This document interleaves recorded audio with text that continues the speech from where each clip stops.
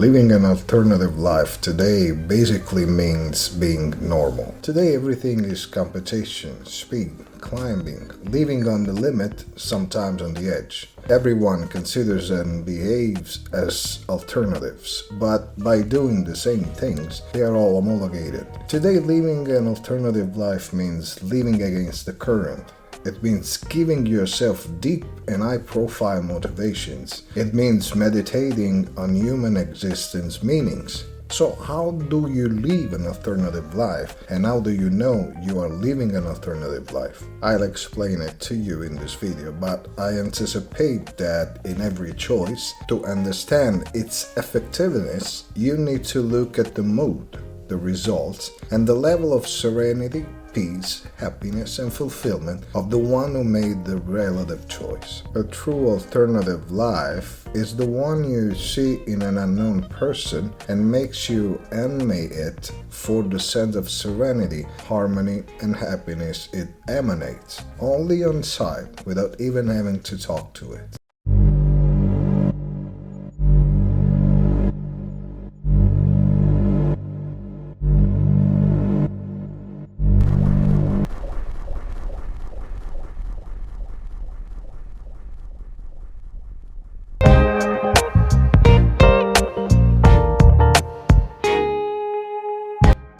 Never forget that only dead fish swim in the current. There are many people who always seem to go the other way compared to the crowd. Some do it because they don't pay attention. They live permanently concentrated on their lives and they don't notice what is going on around them. And perhaps when they realize, they are also annoyed, especially if it changed what they were doing. Others do it deliberately to play the card of being alternative, because being different means having a higher gear, because it attracts attention.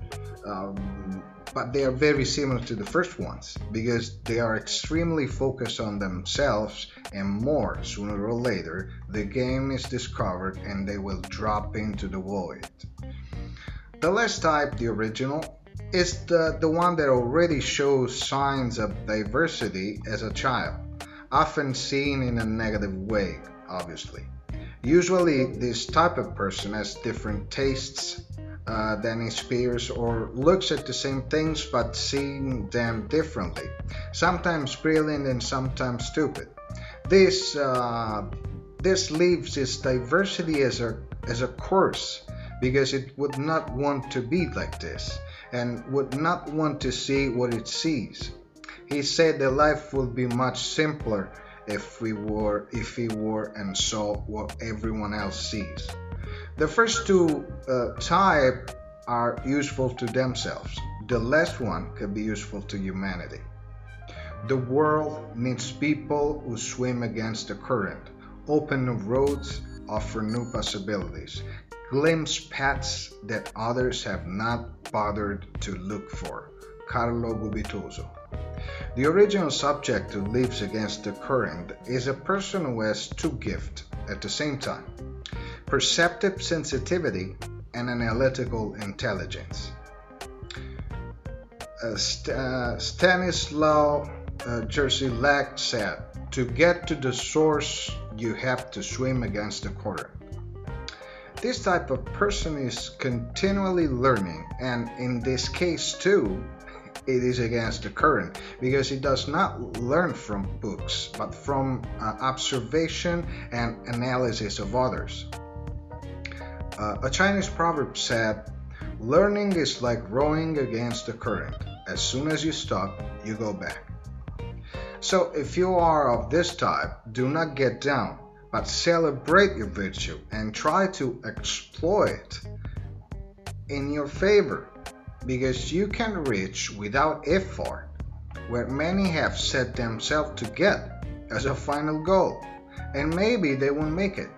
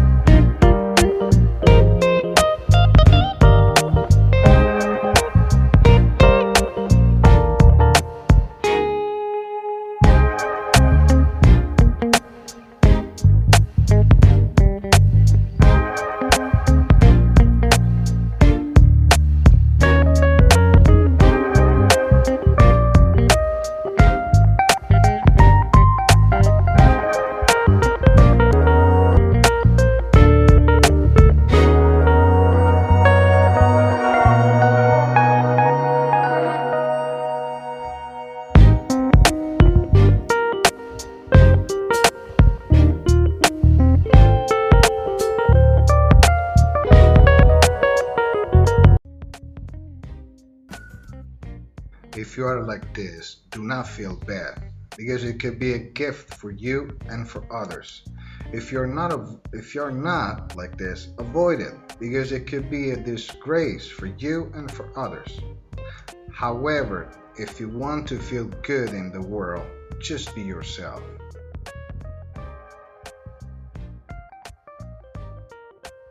Meditation is very important, even fundamental, if you are looking for yourself and the reason for your being. Let's clarify a big thought. It is not only the monks or religious people who meditate, but it is a practice often adopted by this category of people. It is not a prayer, but it can be associated with. It is not an esoteric practice, but a deep introspective technique. What has been said about meditation? Here are some quotes from different sources, cults, and habits.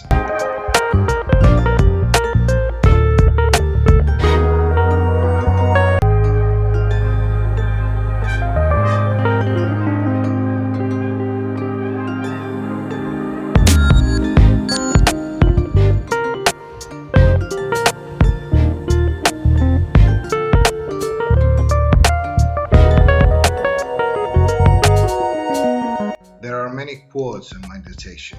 I have only chosen a few to show how people from different cultures and backgrounds say the same things, especially about the importance of practicing it.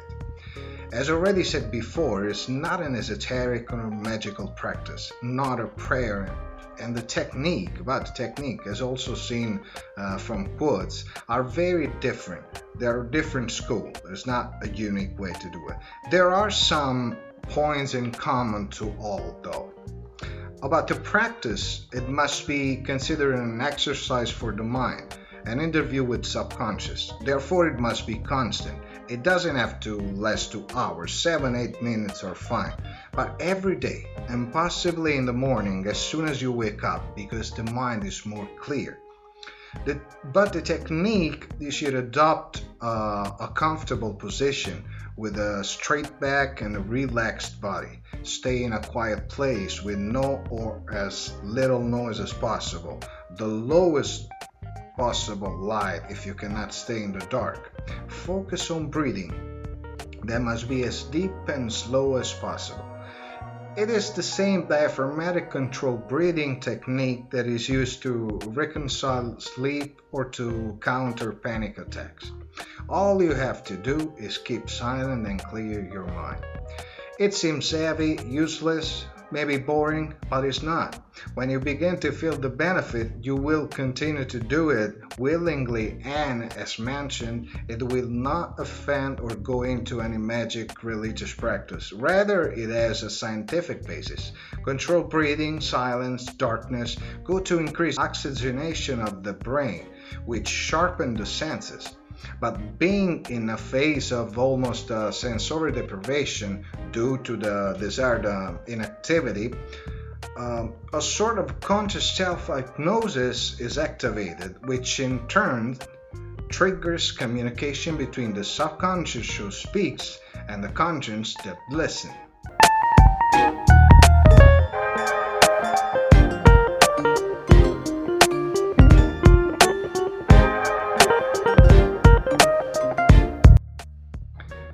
Give us the time to hear that famous, powerful, and wise voice, the silence. Motivated or self-motivated? That is the question. Why do we have to be motivated ourselves? And why do we always have to be positive? Motivation is the fuel needed to complete the paths of life. Being positive is the fuel needed to stay focused on the goal. When we are not motivated to do something, not necessarily to face a challenge, but trying to develop an idea, a passion, life becomes flat. We can fall into a depressive form.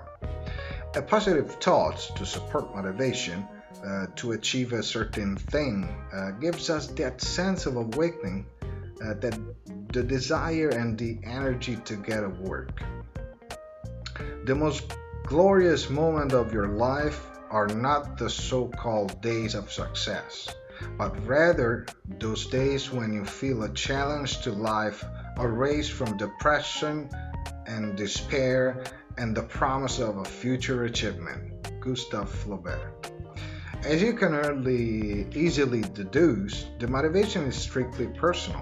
There's no universal motivation simply because it is linked to our desire, passion, and having each his own, the motivation is also changes.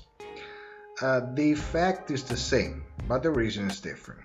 Born through positive thinking, from the future projection of the well-being that we imagine can come from realizing that dreams for which we motivate ourselves to act. For this reason, self-motivation is more powerful than others' motivation, which is more or less an encouragement, a support. For some people, there is only self-motivation. People who are unable to motivate themselves have to settle for mediocrity, no matter how impressive their abilities are, said Andrew Carnegie. In fact, if we compare this with fear, which is exactly on the opposite side, they work the same way, because it is not much what people tell us to push or restrain us, but how much we believe what is said.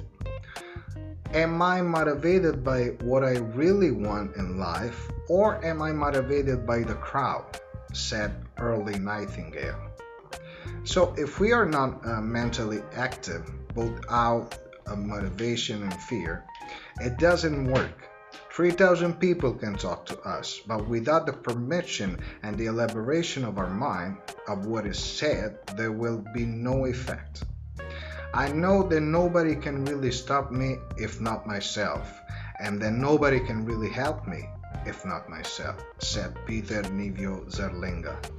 Motivation is the necessary push of the imagination to be able to experience with positive thinking the well-being of something that you have not yet achieved but that you have always desired. You have to expect things from yourself before you can do them, said Michael Jordan. As much as we can be prepared, intelligent, capable, without motivation, which pushes us to act, we will not be able to achieve anything. In other words, as the famous proverb said, better a motivation today than a talent tomorrow. In fact, this is just like that. Only looking around to understand and notice it, as it also confirmed by Norman Ralph Augustine, who said, motivation will almost always beat simple talent. Motivatedly, I say bye and see you on next video.